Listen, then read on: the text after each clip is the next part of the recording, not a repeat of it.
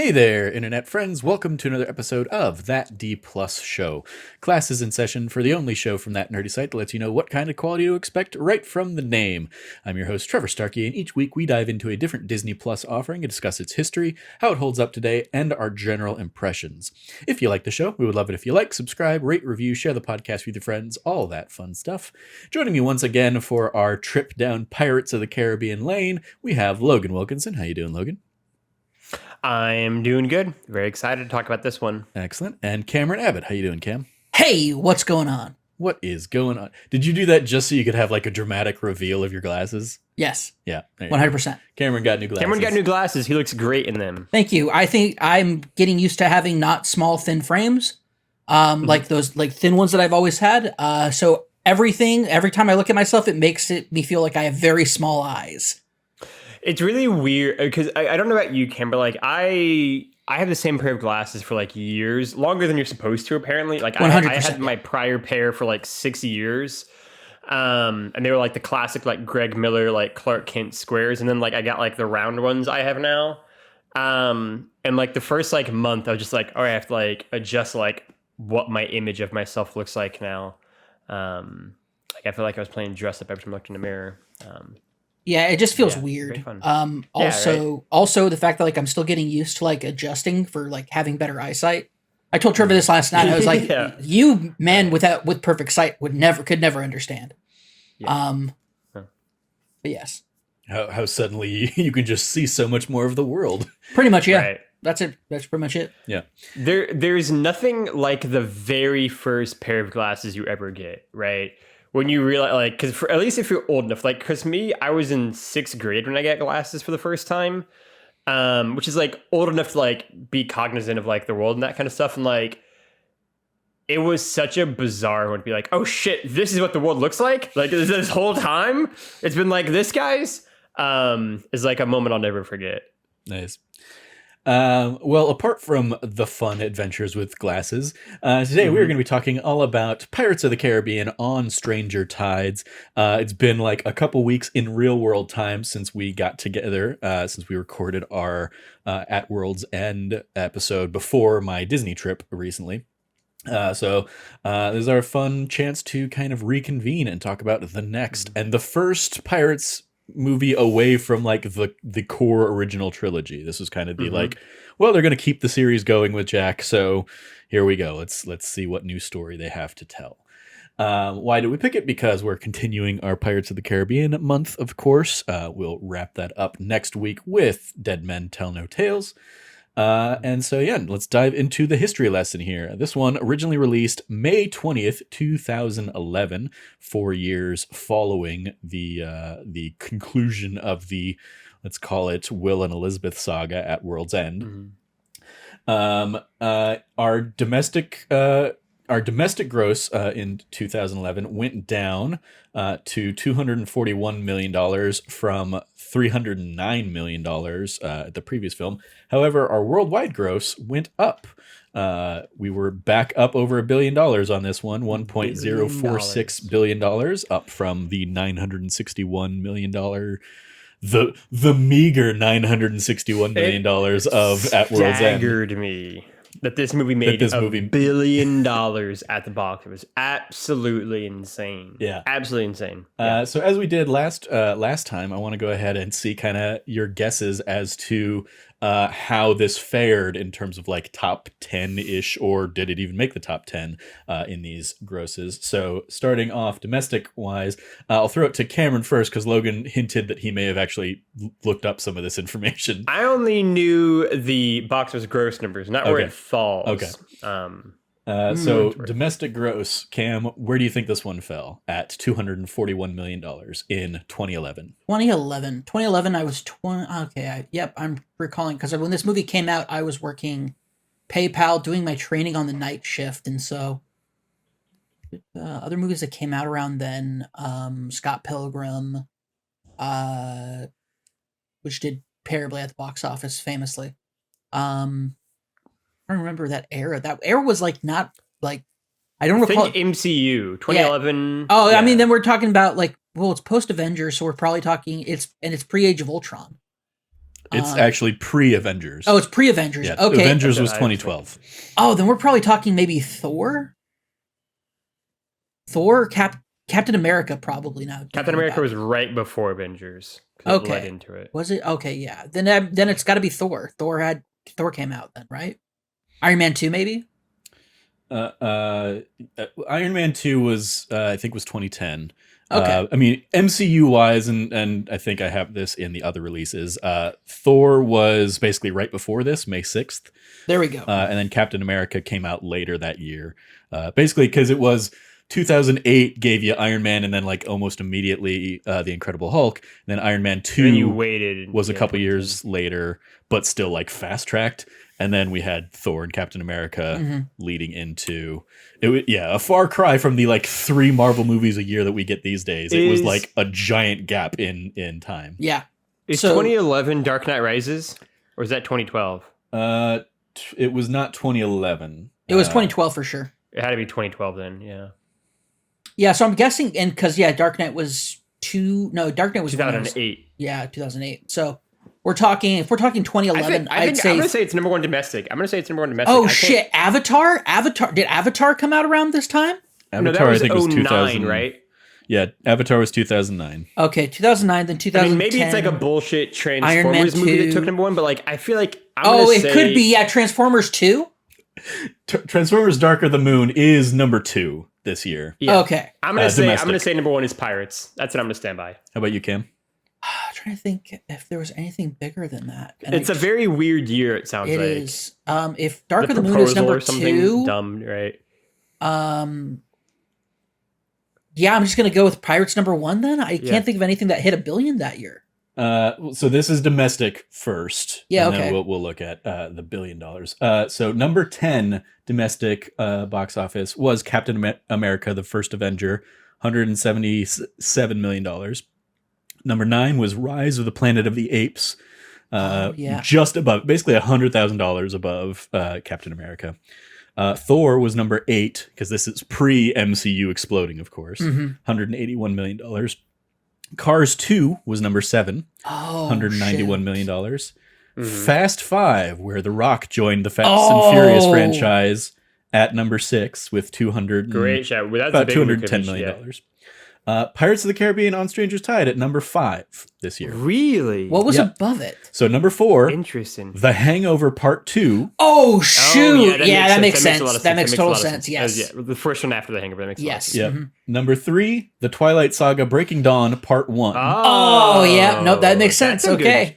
Is it Harry Potter? Are we in Harry Potter? Oh, Harry Potter, Deathly Hallows. So number 2 was Dark of the Moon, Transformers: Dark of the Moon. Deathly Hallows number Part 1, Harry Potter, Deathly Hallows Part 2. The end of the Harry Potter. Oh yeah. Then of course it's got to be enormous. That's going to be so enormous. Yeah. I was like, man, out of all those franchises that were listed, not too many. Yeah.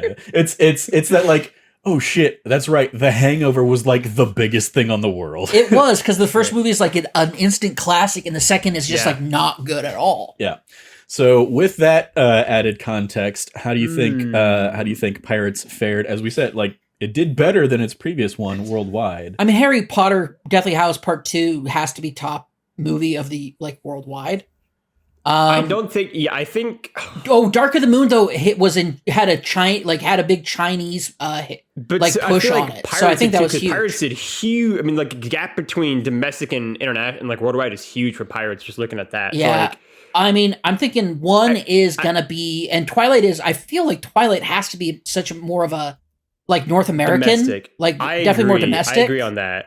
I think but Cars 2 Pixar, that's massive too. But that was so far back. Yeah, but right? Cars 2 also, it's weird because Cars 2 also had like an international flavor to it. It was the one with Mater being a secret agent.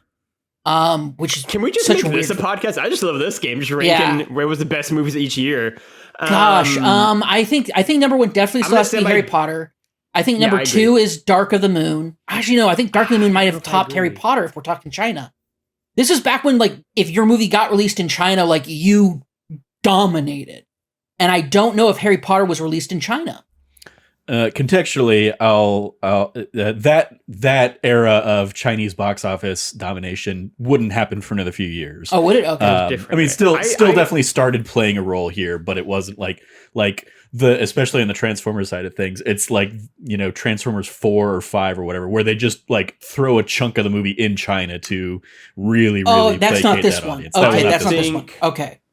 Then I think it's Harry Potter. I agree. Harry Potter. I think after that it's going to be, I think it's going to be Transformers. Pirates is second worldwide. I'm going to say Pirates is second worldwide. I think Pirates is third worldwide. I think because I feel like Harry Potter, like that whole series is massive, and I feel like people sort of forget it. But like Part 2 in particular, like I feel like if I remember correctly, it was like the fourth or third highest grossing movie like ever when it came out. Like it was huge.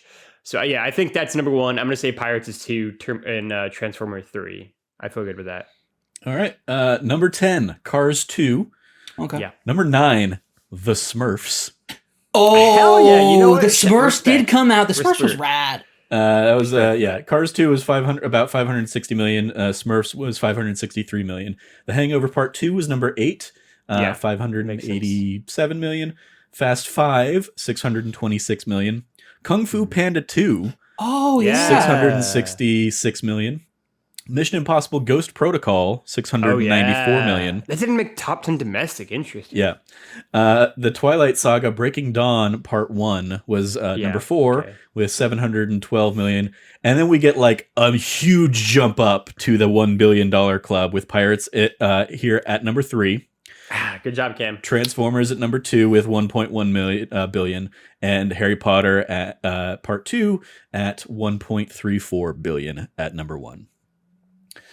So yes, it was the our Pirates of the Caribbean here, number 3 worldwide, and number 6 there domestically. Number 5 domestically, sorry. So still chugging along here in a pre-MCU-ification of the box office, really hitting its stride. I had to immediately check. I was so curious. I'm pretty happy with my Harry Potter guess. It was, in fact, the third highest grossing movie of all time when it came out. I knew that movie was huge. Behind Avatar and Titanic, basically. Yeah, behind. It was the fastest movie to ever hit. Yeah, 500 million, 600 million, 700 million, 800 million, 900 million dollars when it came out. And tied Avatar's record for the fastest to get to $1 billion. As I was saying, like, I mean, because that was basically like, I mean, that was Endgame before Endgame, right? It was an 8-movie, like, decade-long journey to get to that end, right? And that was sort of like really like a 2-decade journey for like Harry Potter book 1 to that, like kind of the culmination of the whole thing. It was huge. Indeed. Yeah. Unlike Pirates 4, which was a very different reaction. Trevor, take it from here. I'm just looking it up to see. Yeah, like currently, this is just a testament to how much the box office has changed in the last 12 years. Currently, Harry Potter and the Deathly Hallows Part 2 is number 16 in the all-time worldwide lifetime gross.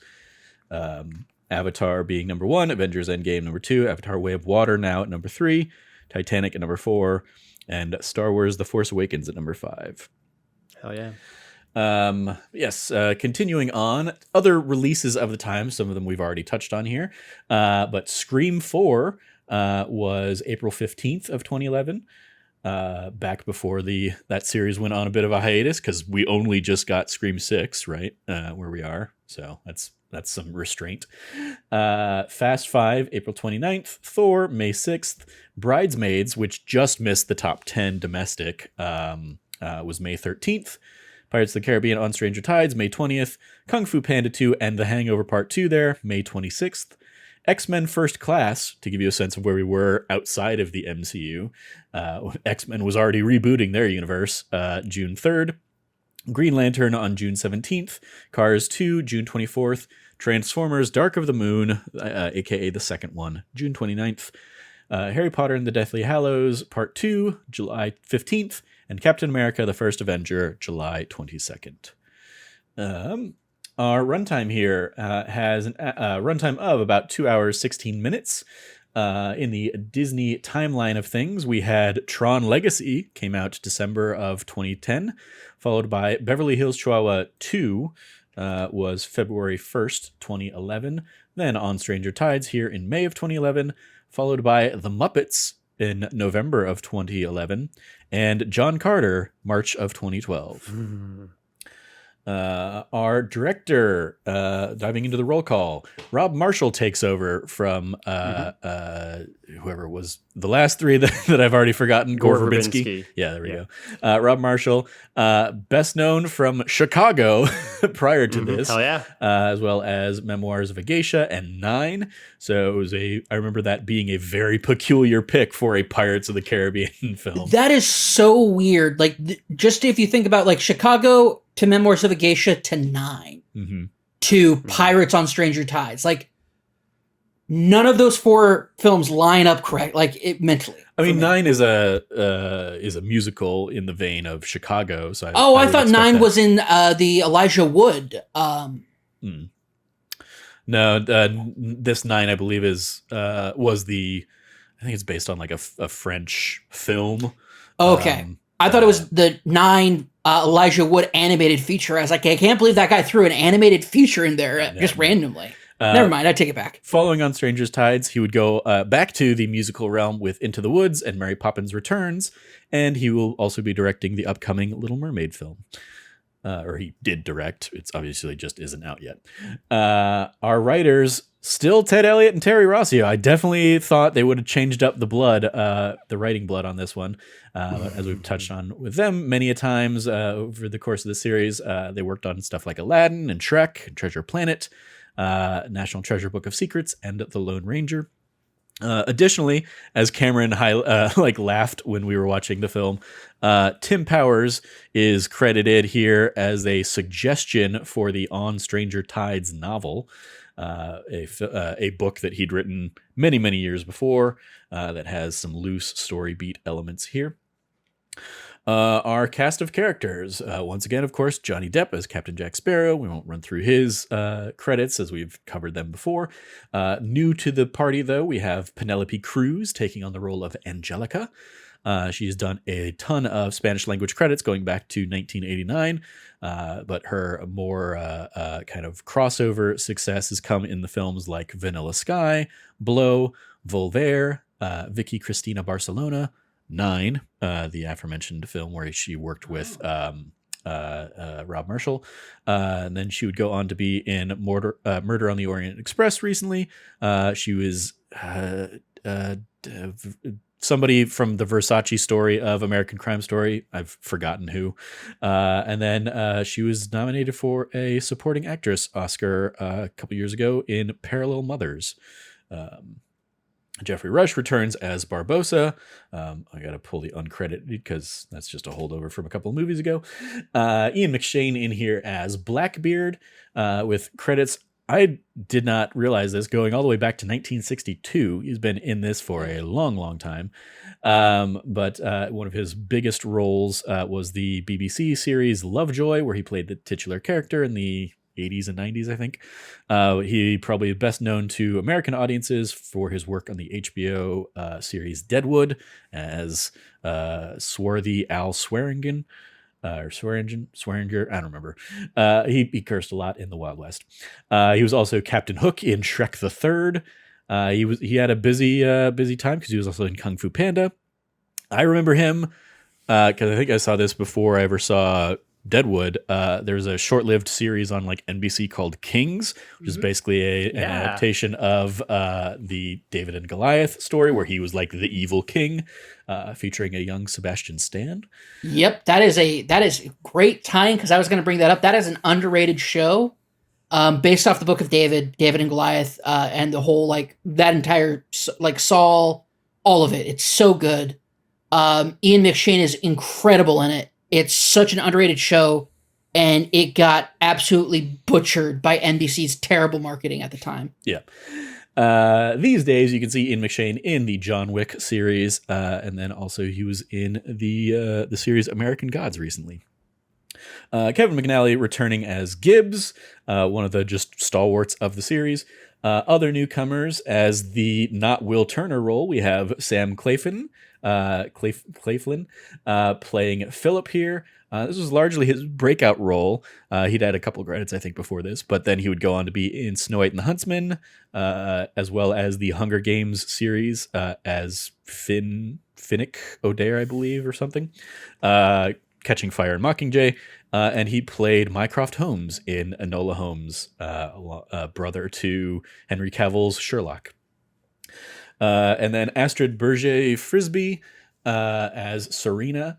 Has a lot of French language credits going back to 2007. This was largely her breakout / crossover role. She also would go on to be in I Origins and King Arthur Legend of the Sword after this. And then Stephen Graham as Scrum. He was in Snatch, This Is England, Public Enemies, where he worked with Johnny Depp prior to this. He played Al Capone in the Boardwalk Empire series. And he will also apparently be returning in Dead Men Tell No Tales. And then a little flurry of cameo-esque kind of things. Keith Richards back as Captain Teague, we've talked about, of course. Richard Griffiths here as King George, probably best known to audiences as Vernon Dursley, that was just wrapping up in that #1 film this year. Greg Ellis, I think this was the first time he got a name. He's Groves here. He went from being Norrington's right-hand man in the first movie to Beckett's in the third movie to Barbossa's here. I'm pretty sure we see him die in this one. I'm pretty sure he's the one that holds the flag up at the end and gets killed. Anton Lesser playing one of King George's right-hand men, Lord John Carteret. He's probably best known as Qyburn from Game of Thrones or Major Partagaz from last year's Andor. Judi Dench as Society Lady.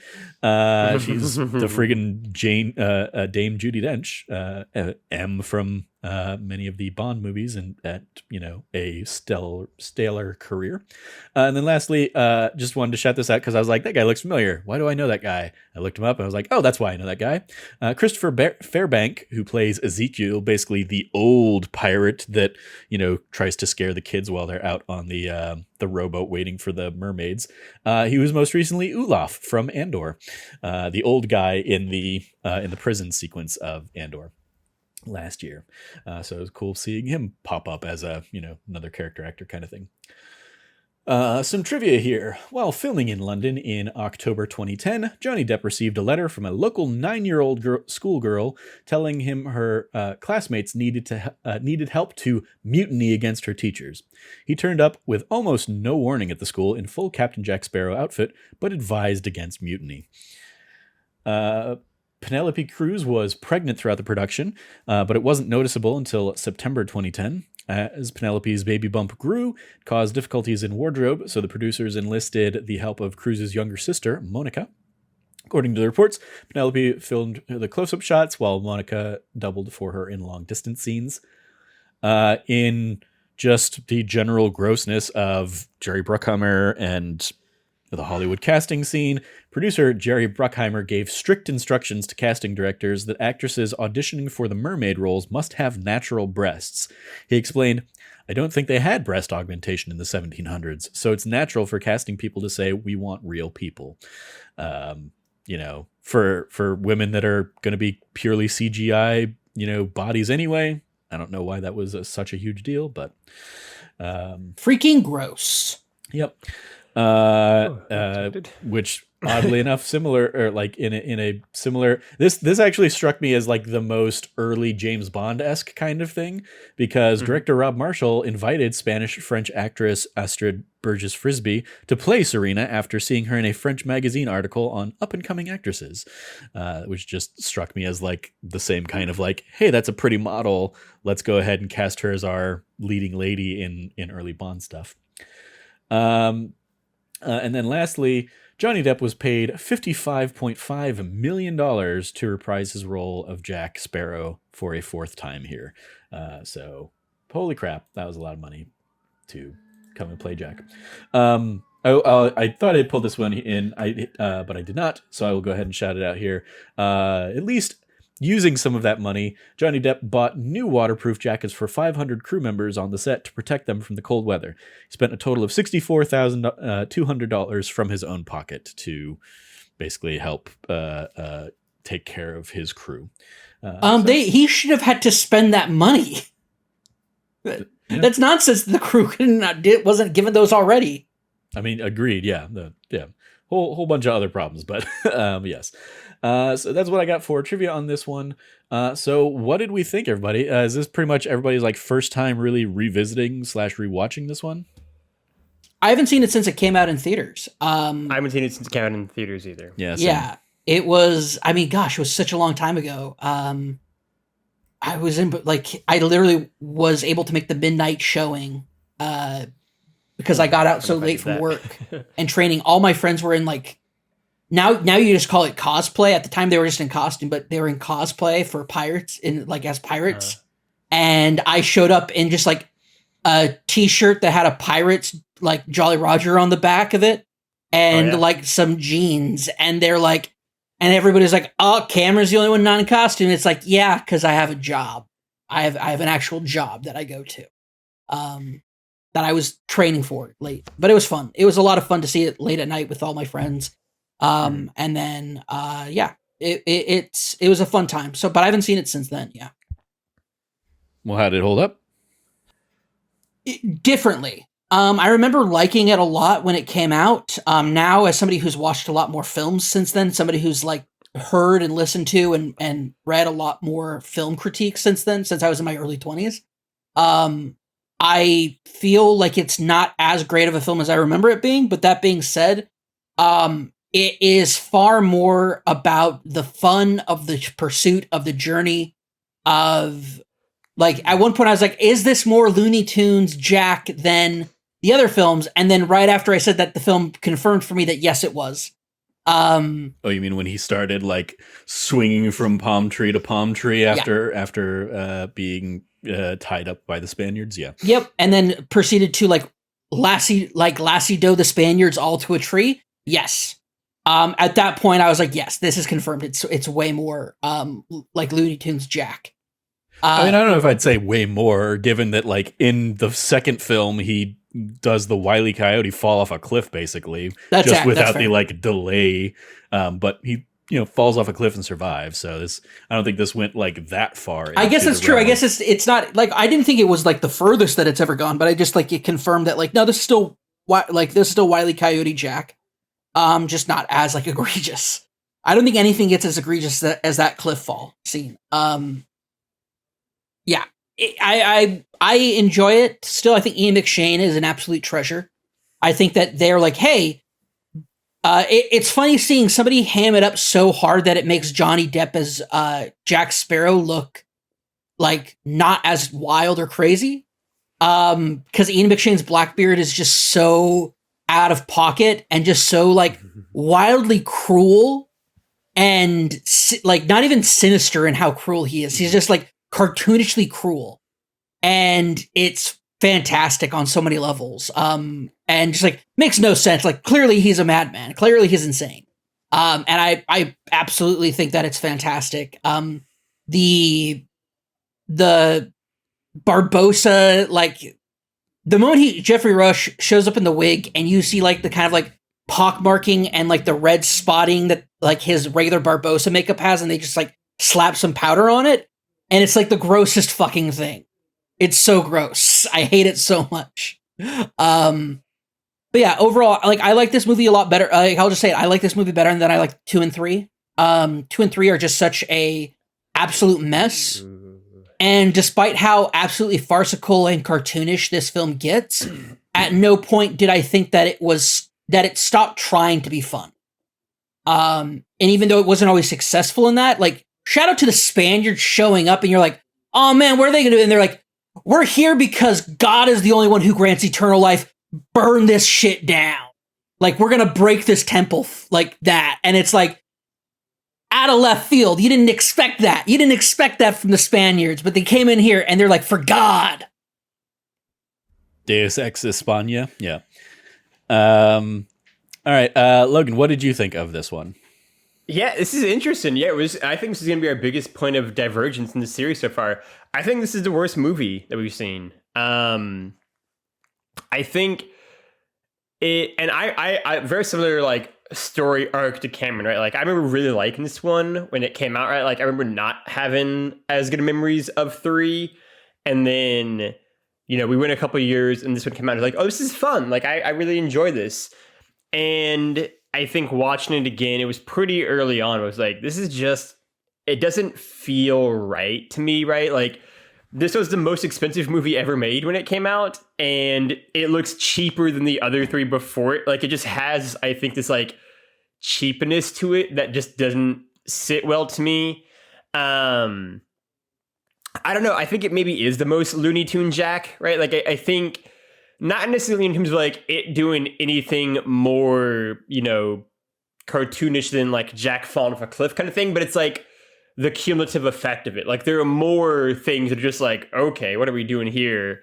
Like back to back to back. The whole, like, the fact that Jack is meeting the King of England, I thought was like super silly, but not in like a fun way. His whole escape out of that was like really absurd, and him like falling over for the little like pastry.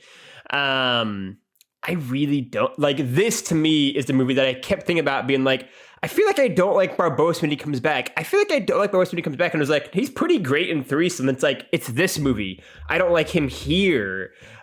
His like Cameron said, like the Jeffrey Rush and that wig and the powdered makeup looks so awful. And like, he's meant to, but like, he looks so bad that like anytime he does anything, I can't take it seriously. Like, it's just so like ridiculously looking. Ian McShane is great. He's Ian McShane, right? I mean, Blackbeard is super cool just as a character, right? Like, that's that's like the pirate everyone knows, and it's a really fun take on that character. They don't really bother to explain his magical powers at all with the ship. And I kept kind of waiting to be like, what is like the plot twist on that? And there isn't any. It's just he's magic. And also like they reference the fact that like he had his head cut off. Like, they acknowledge the fact that like Blackbeard canonically has died and then is like back alive, and then don't explain that either. And I was like, oh, they really don't do anything with that. Which, you know, in some ways I guess is a, why waste time on bullshit philosophy of screenwriting. But, you know, I would like to, I guess, have some sort of thing to hang my hat on. But no, it's really silly. It's a very silly movie. It's like it feels like a Pirates movie that came out like 16 years later, like Dumb and Dumber 2, like that kind of like, 15 years later, kind of quality of like cheapness and like right into it kind of thing. But it came out 4 years later and cost like $350 million to make. And so it's just sort of like, well, like, this is very different, right? Like, this is not the same level of like, polish as everything before it. It just feels more CGI, I think. It's got these flickers of scenes that are really great, right? Like, I think the mermaid scene is great, and like maybe my favorite scene in the whole movie. Like, it's like it leans, I think, into like the thriller dark aspects of Pirates that make it really cool. That like Pirates 1 and 3 and 2 all had kind of shining through. I think, it's probably closest to 2, right? Unlike Cameron, I really liked 3, actually. Like, I thought 3 was pretty fun, all in all. Like, it was kind of the end of everything, and I thought I had to have a lot of fun with just being kind of big and bombastic. And I also got to watch it a few days after doing a podcast about 2, so I maybe didn't have as bad a taste in my mouth. I think it's most like 2, where like it's got a really interesting villain, right? Like Davy Jones into Blackbeard here. And then it sort of muddles along a little bit. But I think 2 just looked better. It felt less cheap. And I like Will and Elizabeth more than the version of Will and Elizabeth knockoff we're getting here with the priest and the mermaid. Yeah, this is the we have Will and Elizabeth at home meme. Right. So that's what I would say. I definitely fall more into the camp with Cameron on this one. And that there might certainly be an element of like, I was just so frustrated by 2 and 3. You were so down on 2 that I think when you watched 3 right afterwards. Yeah. I mean, but even so, like, I agree with a lot of what you're saying too, though. Like, I think like, even as much as I don't like Will and Elizabeth in 2 and 3, I still like them better than these just complete lack of chemistry of not Will and not Elizabeth in this one. I don't even know the priest guy's name. I have no idea. Yeah. He's by the way, he's a cleric, not a priest. If he was a priest, he'd have like a frog. He's Anglican. He's an Anglican priest, basically, but he's not a Catholic right? priest. We should make this distinction. Philip is who nobody cares. I like this film better than the other two, and I don't care. The one time and Cameron can attest to this, the one time that got me to like just straight up guffaw in this movie, in its like absurdity and like just bad writingness, was when Philip is like, she has a name. Oh my gosh, that was the best. That was so doesn't good. know, like like they have not shared that like she has a name. Like it's like his level of indignant for that. And then to basically name her afterwards, it was like... And name her basically Siren. Basically just name her a Siren. Like, it's so bad. It's so, like, you just feel like, was there supposed to be, like, 2 other scenes where they have, like, a deeper bond made? And it's like, no. It's like, it's the same scene. It's just the same scene. I'm so glad you brought that up, because when that happened, I was, like, sort of, like, looking away. Cause by that point, I was, like, pretty much like, oh, this is kind of...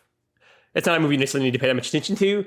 And when he was like, she's got a name, and he looked at her and was like, it's whatever. I was like, did I miss her saying her name? And I literally like looked at Trevor and was like, did he say her name? Did this come up earlier? And she's like, I don't think so.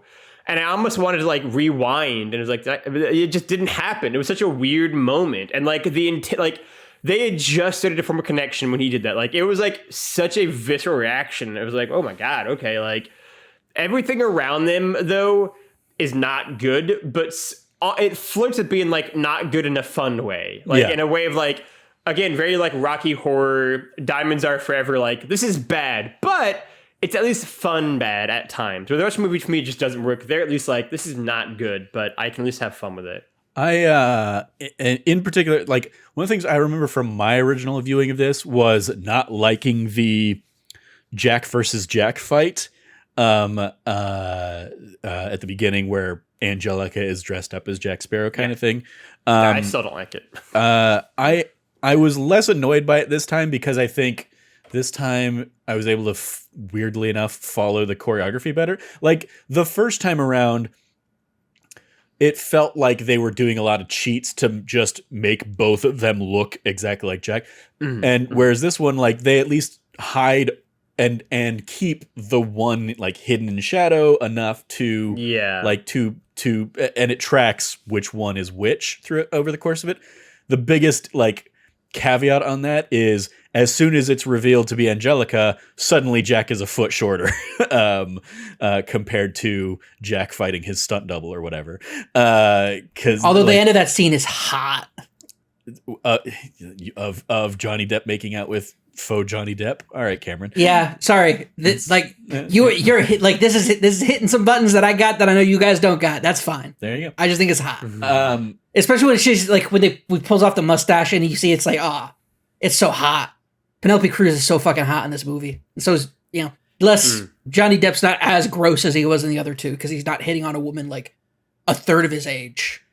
But yeah, I agree. I think Barbosa, while getting to have like a ton of fun in this one, is a Barbosa I'm not particularly interested in.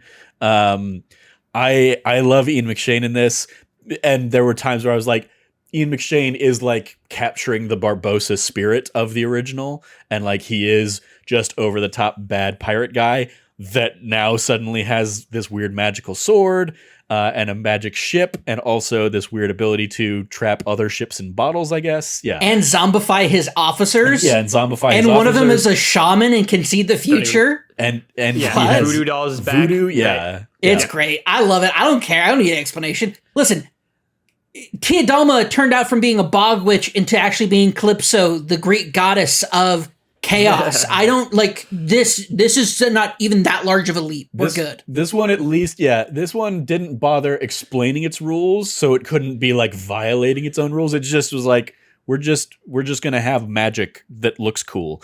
So I really like Ian McShane in this. I like as soon as it got like reintroduced, I remembered the like, oh, that's right, like she's his daughter kind of thing. Mm-hmm. But I was definitely in the like, oh, I thought that was a con the whole time kind of thing. So that was a little odd. But yeah, like overall, I like Johnny Depp annoyed me significantly less than like the last couple movies, and the like the pacing of the adventure, I think I enjoyed this way better than, all right, we're going to drag everything to a halt to spend a whole bunch of time in World's End, and Purgatory and Davy Jones' Locker and stuff like that. But it's definitely, like, ultimately, I think I'm probably in the middle of you two. Maybe it sounds like I definitely still think it's better than 2 and 3. But I definitely also miss elements from 2 and 3, like the fact that almost the entire former crew is just completely gone and wiped out. And I guess it makes sense if, they were all on the Black Pearl that got miniaturized and thrown into a bottle. Okay. Yeah, they're all there. You saw the monkey. Well, maybe the monkey is the only survivor because it can't die. Yeah. Oh, that's scary thought. That's dark. That's really dark. If the rest of them are dead in there. I mean, based on the cast of, excuse me, of Dead Man's Chest, I know some of them come back. So okay. We'll see. Yeah. Yeah. You mean Dead Men Tell No Tales? Yes. Sorry. Okay. Thank you. Good to know. So it turns out Barbossa cut off his leg for nothing. That also when he's like, my ship turned against me and I had to cut off my own leg. And I was like, he did that with a cutlass? That's insane. That makes no sense. Oh yeah, he definitely doesn't survive that. Yeah. With a wound like that at sea. It was very much like they wanted to give him a peg leg. They wanted to, make it the Blackbeard versus the, one-legged man kind of thing. It's like, okay. Yeah, like I definitely don't think I disliked Barbossa as much as you do, Logan. Like I still think he's not great. And he definitely isn't like the highs of his first one, but I still like he's out for himself first and foremost. And honestly, more than that, like he has the arc of this movie basically of like, he's the one pursuing revenge against Blackbeard. Whereas like Jack is just there. Like he's sort of along for the ride. Well, he got looped in. Like the whole thing about Jack is he's like, I'm searching for the Fountain of Youth. Finds out Fountain of Youth doesn't sound that great at all, actually. And then it doesn't matter because he still ends up getting taken for it. It's like, I mean, he's not even really like at the beginning of the movie, at least, he's not searching for the Fountain of Youth. Well, he's actively not. Well, he had stopped looking for it for one reason. And that's why his dad shows up to give him the cryptic clue, which, by the way, was like their way of saying, like, if you think Captain Jack Sparrow's weird, wait till you meet his dad. It's weird. I mean, even like it's also shout out not though because he was already introduced in the last one, so it's just like a weird bit of like here's another guy to give exposition 100% instead of Gibbs. and it's weird. It's 100% weird, but also I don't know if I noticed this last time, but he totally leaves Jack's mom on the table. The shrunken head is on the table after he leaves. I don't remember that. It may have been something else on the table, but I could have sworn it was. I mean, well, especially because like in the last movie, I thought we discussed that that he gives Jack his mom's head, and his mom, like Jack has his mom's head for the rest of the movie after that point. Does he? Okay, I think Jack had it. Yeah, I think Jack had the shrunken mom's head. Yeah. I mean, it's such a non-thing, and I wouldn't have even like thought it was referenced in this movie. You may have seen it. I don't know. I wasn't. It also could just have been something else on the table, and I was just so prepared for the outrageousness. I would have. Who's to say? It doesn't matter. The important thing is like that entire role actually probably doesn't really matter. Shout out to the dude who had the journal getting found by the Spanish sailors, and like that dope as fuck like Spanish intro. Anytime the Spaniards are introduced, they're just like so highbrow above the British. It's insane. And it's kind of great because it's just like, it's like, oh yeah, that's right. This was the empire that like before the British was like the conquering empire of the world. And shout out to just that dude just showing up and be like, it's great. Everything about the Spaniards I love about this film because it's just there's such pomp and circumstance about them that that it feels like the British are like trying to emulate, especially when you see the difference between like the hot young Spanish king and like fucking Dursley from Harry Potter as the British king. It's the dichotomy between the British and the Spanish in this movie are very fun.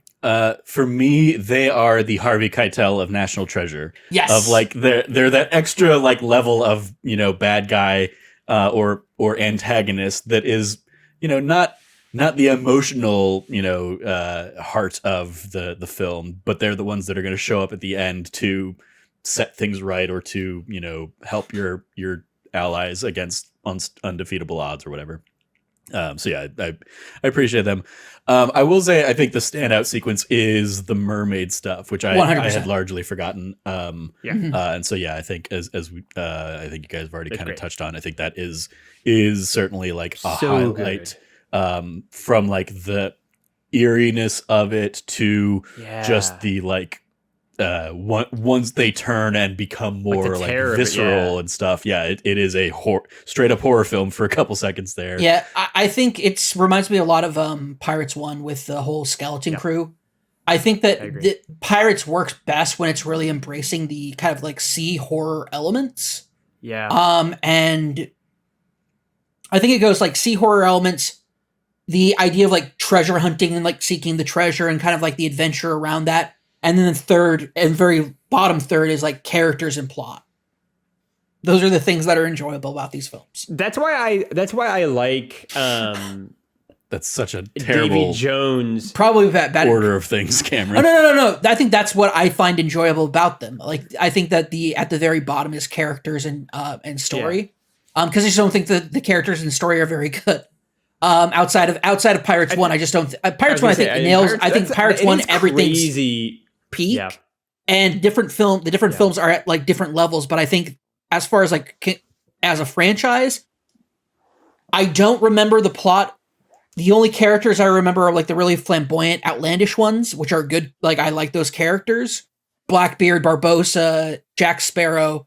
Like these kind of like. I don't want to say like they're like the iconic type of character when you think about when you think about pirates. These are pirates, and great examples of pirates. And you have that, and then way above that though is like the adventure, the treasure, the idea. Like these movies are really great when they're about a treasure that people are hunting and seeking, and competing against each other as they're trying to get it.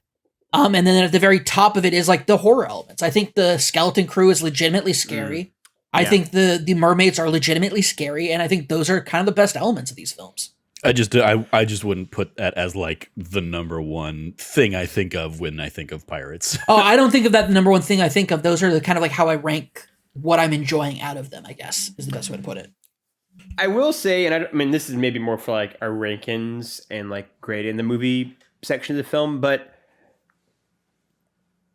I think a big issue we've all beaten this horse to death at this point, but the evolution of Jack throughout these movies is so. I had this kind of thought where we were just talking now of like he's a real person in Curse of the Black Pearl, right? In Pirates 1, he's like a real person, right? Like he suffers and he loses and he feels pain, and the things he does are like largely bound by like the rules of the world, right? And like he's great. I mean, that performance is phenomenal. Go back and listen to our episode and how much we all raved about him. And again, he was nominated for an Oscar, right? Like Johnny Depp is genuinely really, really great and does deliver like an iconic performance there. And this movie sort of feels like the inevitable end point of what 2 and 3 started, of like making him more of a cartoon character. And now he finally is like, if you're a Jack Sparrow fan, I guess, he's like freed of the shackles of being bound by Will and Elizabeth. He doesn't have to worry about them anymore. He is front and center. This is his movie. And I think you just see how unwieldy that is in a lot of ways, right? Like, because even here, they still have to sort of cobble together the same thing to make it work. Right? They still have to have another character's love interest. They still have to bring back Barbossa. And we still have to do these other things. Because Jack isn't a main character, right? Like that, and that is sort of like the existential problem that exists within the Pirates of the Caribbean series of these 5 films. And I assume it's gonna be the same issue next week, but maybe I'll love it more. I don't know. But like Jack just isn't built as that kind of character. And so I think when you force him to the front, it just makes the movies really not work in the same way. And yeah, like I think Johnny Depp delivers a pretty indifferent performance here, right? Like I think it's probably his weakest performance as Jack.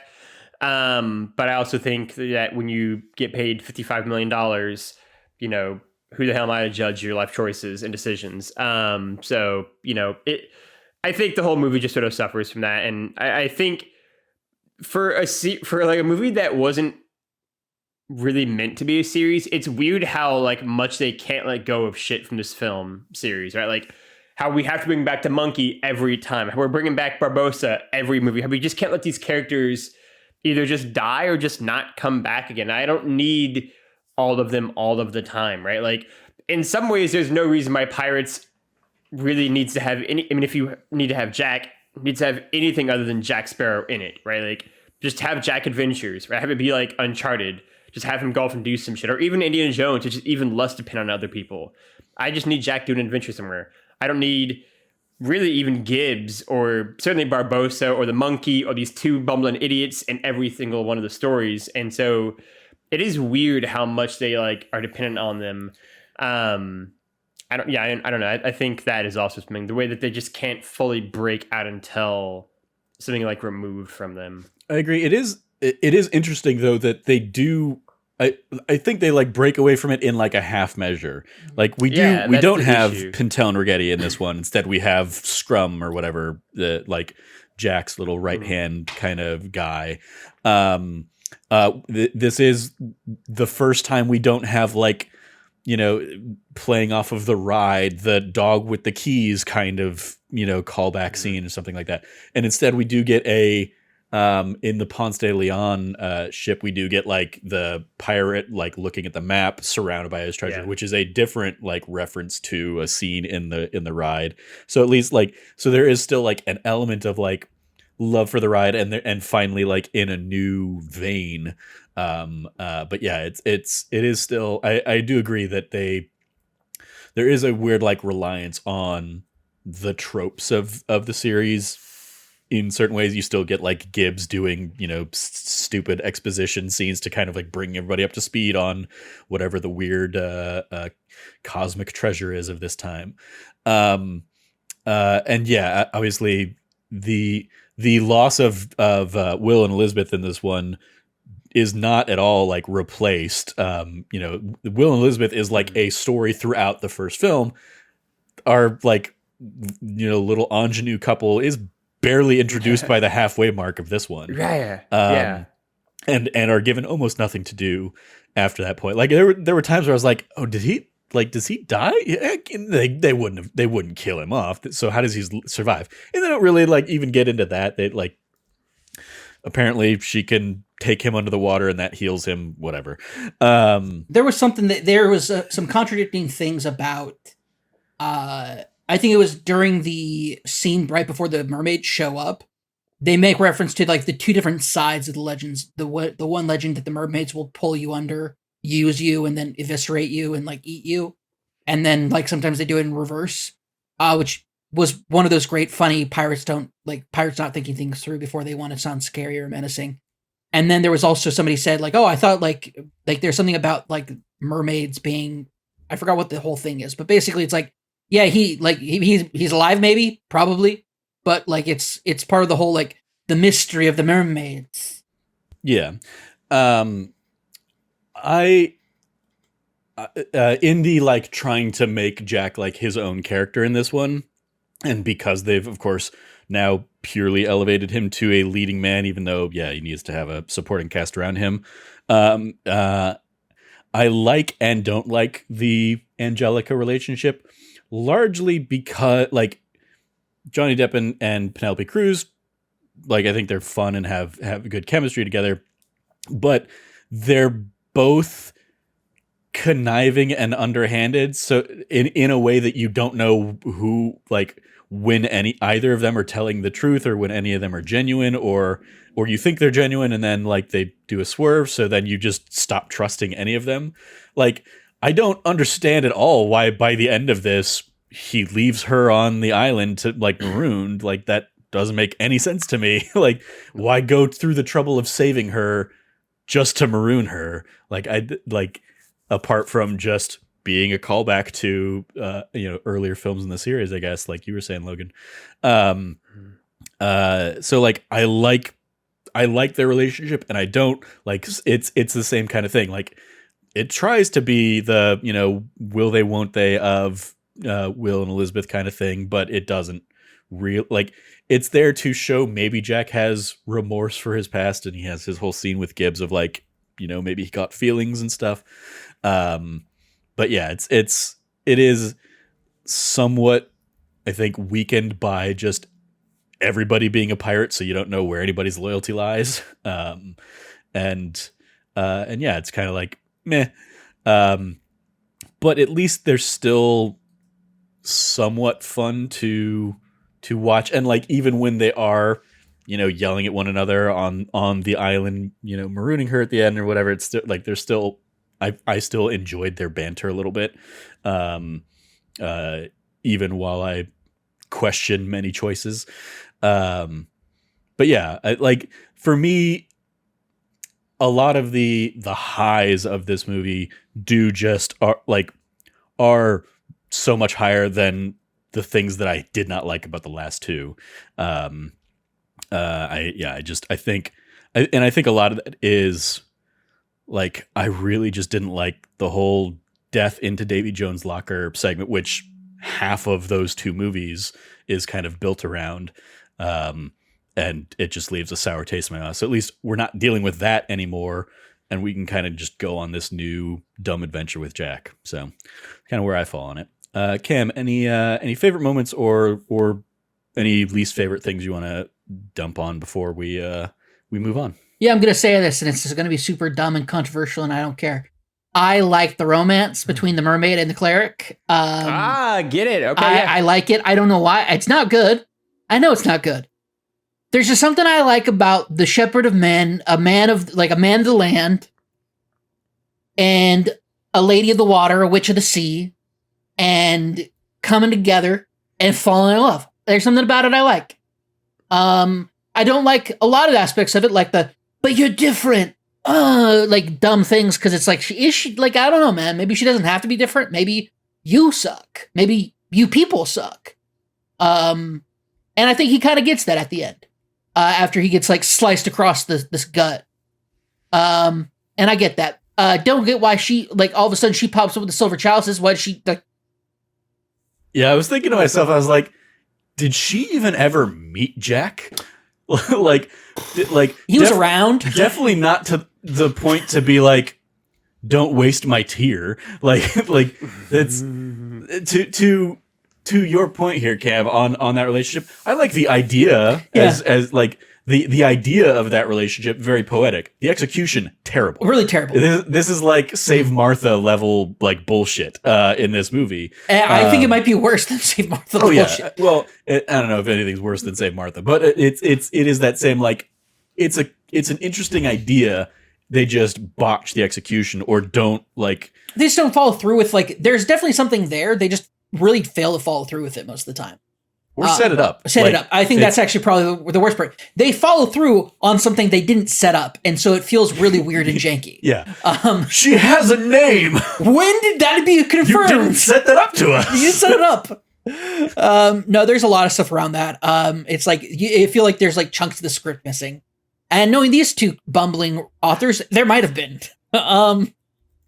Yeah, I didn't bother like looking. There's a whole bunch of deleted scenes on Disney Plus. Oh, is there? With introductions from Rob Marshall and everything. So maybe something in there kind of like clarifies or fills in some gaps on that. Why did they keep she has a name scene? I don't understand why they didn't cut that out early. It's so bad. It's so bad. That makes no goddamn sense. Granted, now that it's the Silver Chalices thing, there's a lot about this movie that doesn't make sense. That being said, still like it better than 2 and 3. One little favorite thing I want to give a shout out to, and if you have any, feel free to jump in, Logan. But just Blackbeard's response when like he realizes that he needs to like make the cook like his victim of his lesson or whatever. Even that like doesn't make sense. Of like, why aren't you just killing everybody that mutinied? Like, just do that. But like. And the fact that like somehow Jack, gets a pass and so like it falls to the cook is the next in line that he's just like, of course. All right, we got to do this. We're all going to suffer shitty food for the rest of this trip. Yeah, I love that. He goes, of course, now we all suffer. Yeah. Thanks a lot, mutineers. it didn't work anyway, and now we're gonna lose the cook. But yeah, and we'll talk about this a little bit in the ranking of the ship. But like, I love just the flamethrower, ness of the Queen Anne's Revenge. It's the Queen's Anne's Revenge. Like, it's so iconic that they chose to pull this from it for it. So yeah, that was just like another little bit of Blackbeard / what's his butts, Ian McShane's character that I just enjoyed.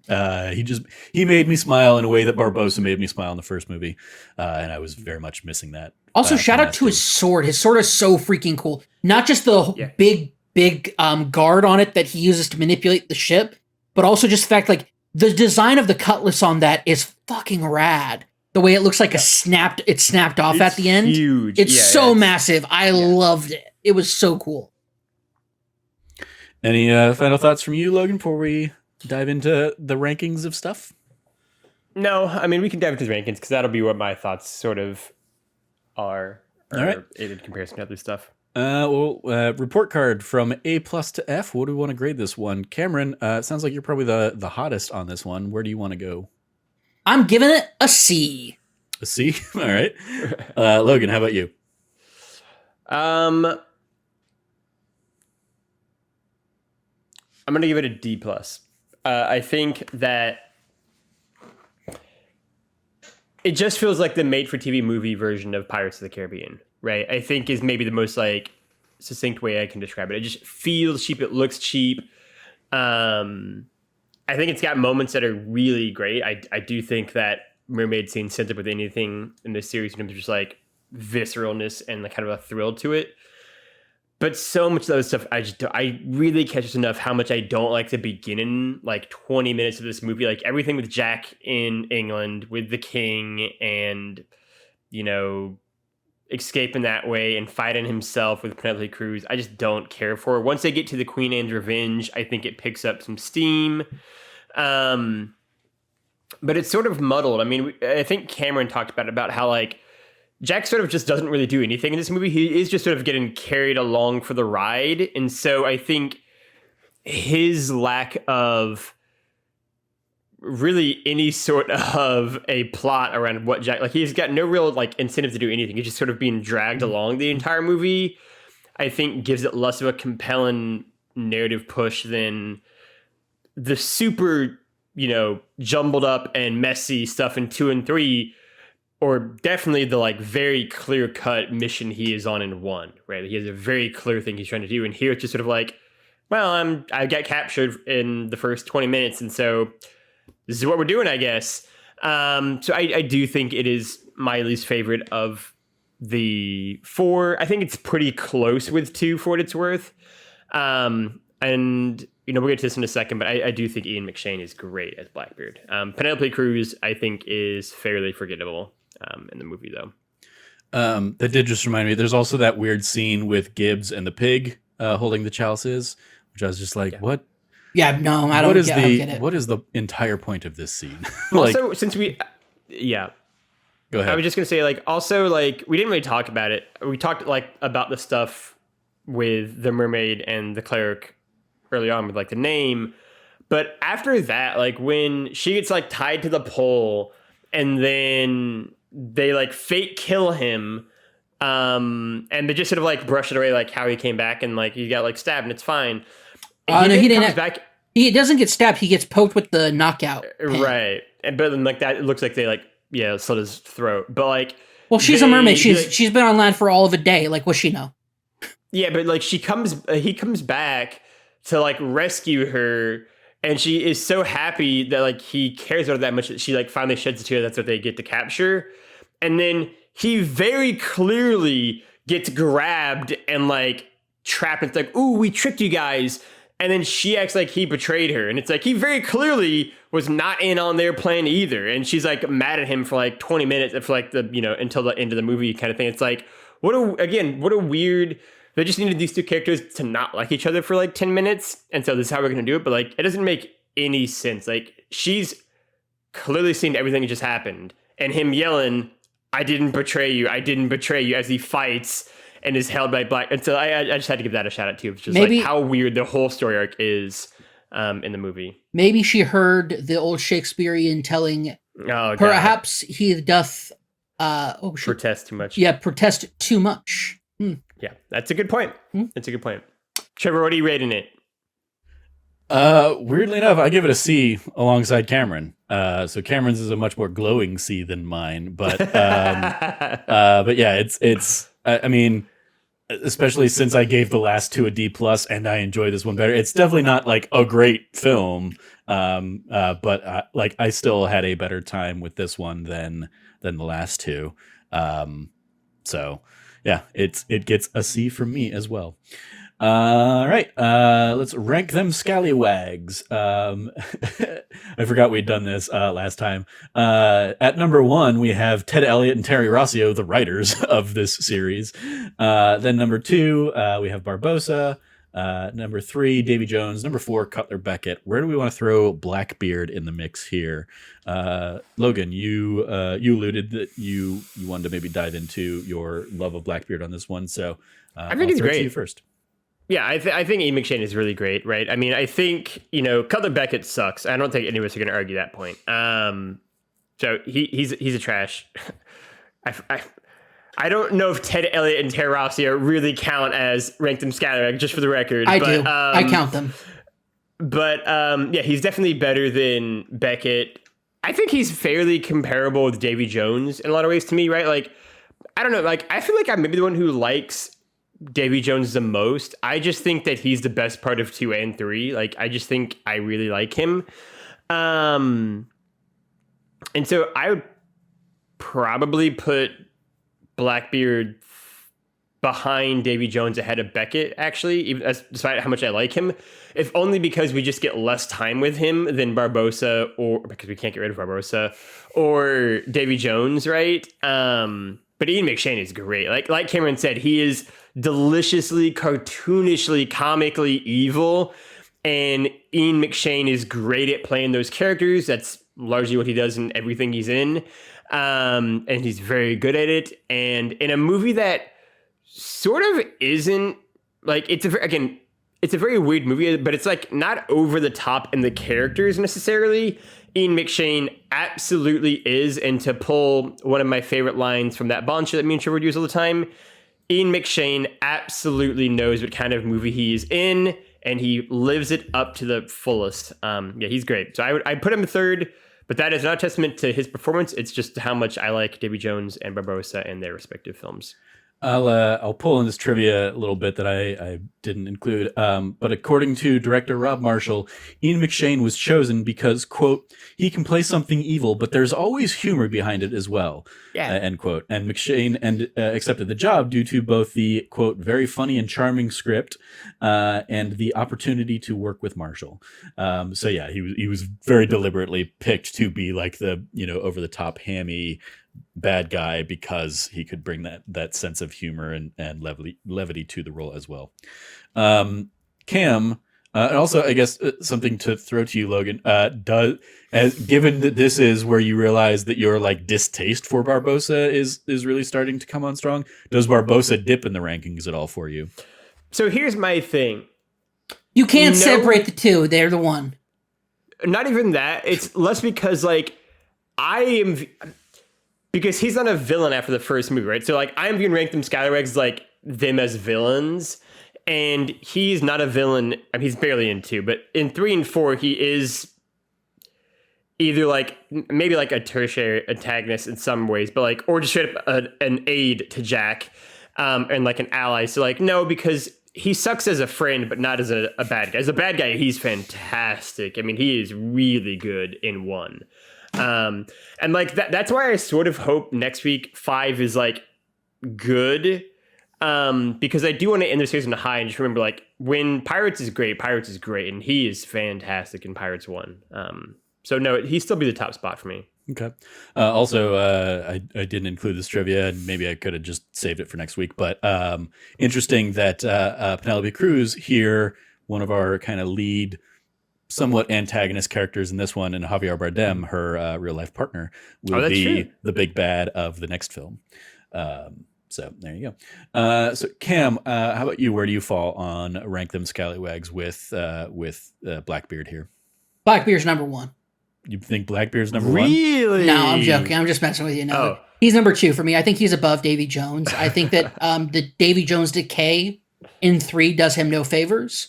As much as I love Davy Jones, I feel like the dogification and like minion. I guess it's not dogification. The minionification of Davy Jones in 3 really hurts his like scallywagness for me. I don't consider scallywagness to be just like your quality as a villain. It's about like who you are as the antagonist pirate. And I feel like his minionification in 3 really is hurt a lot. Even though he once again redeems the menacingness of his character by the end of 3, there's just so much about him in 3 that I'm just such not a fan of. And I think it goes it goes kind of like point to point with, we don't have that much of Blackbeard to not be like, to get sick of him or to see his scallywag decay, as it were. Like, he is introduced top level scallywag and he goes out top level scallywag. I love it. I love the fact that it's like, Jack's like, save your daughter, do the altruistic thing. And he goes, nope, I'm Blackbeard, baby. And it's just like, you love to see it. You love to see it. Like, in the way that, Jack knew he was going to. Yeah, because Jack himself is a scallywag. He understands. Yeah. He knows the rules of the game.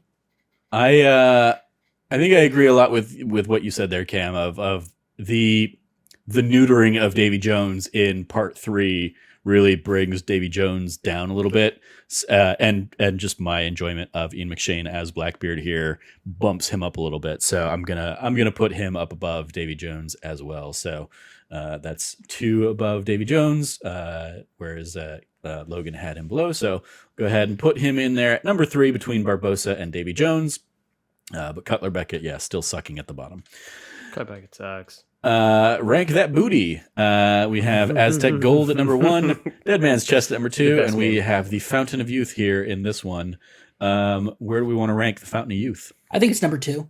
I think it's a clear number 2. Yeah. Like, I think so. The Dead Man's Chest was absolute absolute dog shit of a treasure. In comparison, I mean, granted, if you have it, you rule the seas unless you're a dick and you leave and like you just like leave it around for him to reclaim. I don't know. The point of the matter is this: Fountain of Youth is second only to Aztec Gold, because Aztec Gold is actual gold, an actual treasure. Yeah.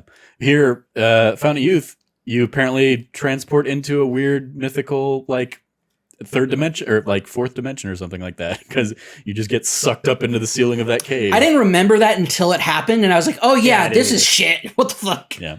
I also think that it's the clear second because the Aztec Gold is cursed, but it's pretty straightforward. It's gold, and you get to do it, right? And then it's rules to like uncurse yourself, or like just get all the pieces back, and that's relatively simple. Where here, it's like you need a fucking mermaid's tear and like 2 silver chalices, and like there's a lot of bullshit to get to the Fountain of Youth, like, you know, treasure. And so it's also that, and also the password to get to the Fountain of Youth is in Spanish. Not like, I don't know, like the language of the people of wherever they're at. Like, that's how, like, how did Ponce de Leon find all this, or like figure all this stuff out? Like, because he basically creates the ritual. He creates the ritual. There was no ritual prior to that. Anybody could have the Fountain of Youth, apparently, and then, but also, like, who else has done this ritual? There were a lot of dead mermaids. Yeah. More than that, I'm so glad we brought this up because I had forgotten about it. The like slow reveal of like the bullshit you have to do for the Fountain of Youth is like slowly dropped throughout the movie, and it very much feels like it's because they were making it up as they went along. They're like, what should we have the thing be? Oh, like 2 silver chalices. That's good enough. And it's like, oh wait, no, we need, and 1 mermaid's tear. 2 people need to drink it at the same time. It'll take the other person's years. It's like just slowly adding all this extra like layers in as they went through the movie. It's like, what are we doing here? You know what's better than 1 Holy Grail? 2 Holy Grails. Right. It's like, come on, like. Also, Blackbeard's line of like, tears of joy are more potent than Tears of Sorrow. And he said that like it was like a known fact. It's like I've never heard anyone say that before. I think they're just tears, Blackbeard. Like I think for him, things. it was like him being hammy again. But also, I think it was something that Angelica told him as like something that a woman would know or something that a woman would know.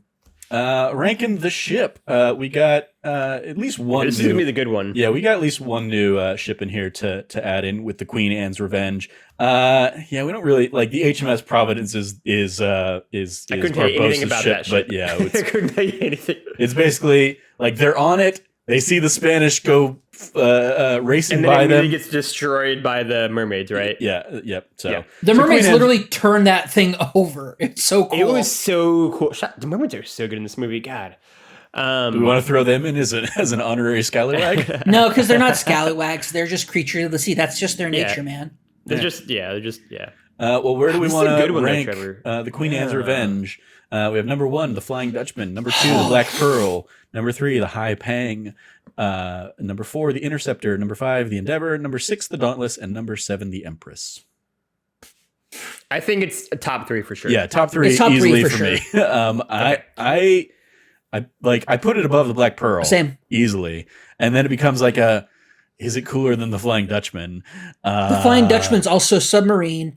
It has the Kraken, and it has the cannons up front, the rotating cannons. Like it does. But this one, the Queen Anne's Revenge, controlled by a magical sword that could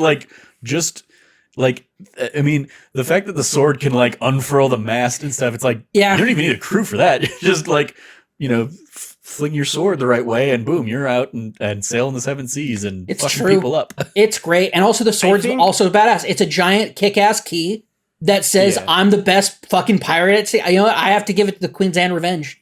Shout out to Kingdom Hearts. Exactly. That's why it's great. I think Flying Dutchman is still one for me because I think from like an aesthetic perspective, I think that ship looks so cool. Like just like the like tentacles and like seaweed and like the like sea urchins all over that ship looks so cool. Like I like the design of the Flying Dutchman more than I like the design of Queen Anne's. I mean, Queen Anne's Revenge also looks great, but I like the design of Flying Dutchman more. I think the Queen's Anne Revenge never gets into like a ship fight. And so we never get to see kind of like how its cannons operate. We only ever see the flamethrower. Also that too. That's a good point too. But at the same time, I love how at the very front of like the masthead is specifically like the classic Queen's Anne Revenge one of the skeleton holding the spear out and everything. It's such a cool, like there's something historically iconic about what they did when they recreated the Queen's Anne Revenge and then like Pirates of the Caribbean fight it. So for what it's worth, I would actually have the ranking be Dutchman, Pearl, and then Queen's Revenge third. I would not. No, absolutely would be my ranking. Pearl's lost its luster for me after we don't even really see it in this movie. It's in a bottle. It's in a bottle. Time, like that says it all. Also, the fact that like the sword that you get if you're the captain of the Queen's Anne Revenge. Also, you don't get stuck at sea for 10 years to only come back for a day. Oh my gosh, it's way better. We're taking it. I'm taking it. Also, you get to control other ships' masts and sails and stuff with the sword. Because that's the whole thing. The Black Pearl turns against Barbossa and the crew at the command of fucking Blackbeard. Holy shit, it's so great. Yeah, no, Queen's Anne Revenge, give me that sword. It's a pirate's life for me. All right. Just because it's been said a lot, I'm going to reiterate it is the Queen Anne's Revenge, not Queen's Anne Revenge. Oh, sorry. My bad. But yeah, I think I'm going to put it in there at number 1 as well alongside Cam. So that becomes our new number 1. And it has flamethrowers at the front of it. You're on your own again, but yeah, I love how hyped you are on the ship. Who'd imagine the ship stuff was like the most hyped stuff about this podcast? Yeah. All right. Then lastly here, our ranking of the films. I think we kind of already seem to have covered this through our thoughts on the film as well. But Logan, it sounds like you're bottom of the barrel. This is number 4 for you, but Cameron and I have it at number 2 above At World's End and Dead Man's Chest. So it'll get slotted in there at number 2 with At World's End, number 3, Dead Man's Chest at number 4, and just the one good one, basically, Curse of the Black Pearl, there at number 1. Extra credit, other suggestions if you like this. Same list as the last couple weeks. It's basically the first 4 are the other 4 Pirates movies. Then Mulan, the live action Mulan, National Treasure, Chronicles of Narnia, The Lion, the Witch, and the Wardrobe, and The Princess Bride. Extracurriculars, anybody watching anything else on Disney Plus? I know, Cameron, you've been trying to catch up on The Mandalorian. Yep. Been enjoying that. It's been really, really good. You watched a couple episodes there. I'm caught up on The Mandalorian up to this week's episode now. I still need to circle back around to The Bad Batch, which I believe had its season finale this week. It's 2-part season finale, and I've heard good things about. But yeah, I'm like halfway through the season on that one. How about you, Logan? You watch anything else? I am not watching anything else on Disney Plus at the moment. No. All right. Well, that is going to do it for this episode of That D Plus Show. Thank you all for joining me to talk about Pirates of the Caribbean on Stranger Tides. We'll be back next week with Dead Men Tell No Tales, the final Pirates of the Caribbean movie thus far, presumably of the series, because I'm pretty sure Johnny Depp said he wants nothing to do with the series anymore. But we will see. Like he'll say that until the money is right, probably. You follow Logan at Lefty Logie, Loggy. Anything you want to give a shout out to there, Logan? Go check out the YouTube channel. We have so much shit happening. All of the podcasts go live as videos on the YouTube channel, as well as Let's Plays going live most of the days of the week as well. Trevor is going through Breath of the Wild. He doesn't like the weapons that break, but he got some sort of like amiibo shit that fixes it apparently. I don't really understand it, but like, you know, he literally has a box of like cards that act as amiibos. It's pretty awesome. Yeah, and then Cameron is currently running through Jedi Fallen Order. I keep getting it mixed up with the sequel. And then Trevor and Cameron are doing the Let's Play of not Skyrim, the other one, Elden Ring, as well. So lots of fun stuff happening over there. Go check out all the goodies on the YouTube channel. Indeed. YouTube.com/thatnerdysite. You follow Cameron at RevCabot, 2 B's, 2 T's. Anything you want to add there, Cam? Absolutely. I want to add that we are doing That Nerdy Site show every week. You got to check that out. It's good stuff. This last week, Trevor and I talked about like the Diablo 4 beta that he and like thought like got super into all of a sudden while I was at work. He finished up the beta. We didn't cover that in the podcast. Oh, we didn't cover that in podcast because I did that the day after we were That's recording, right. but yeah. But yeah, no, go check that out. Like we had a lot of like great discussions about Diablo and kind of like the state of that entire franchise. And our histories with it. And we go into detail. Trevor also talks about his latest Disneyland trip. And like the kind of fun times he was having there. While I was chilling at home. I usually like sleeping. But yeah. You can follow me at Trevor J. Starkey. In addition to all of those shout outs, I will also shout out some of the random Let's Plays that we've done outside of our series. We did do a Let's Play of me and Cam hopping into the beginning of the Diablo 4 beta there, basically the prologue of the game, as well as my Let's Play of Chia, which is one of the first games I've finished here first new games I've finished here in 2023.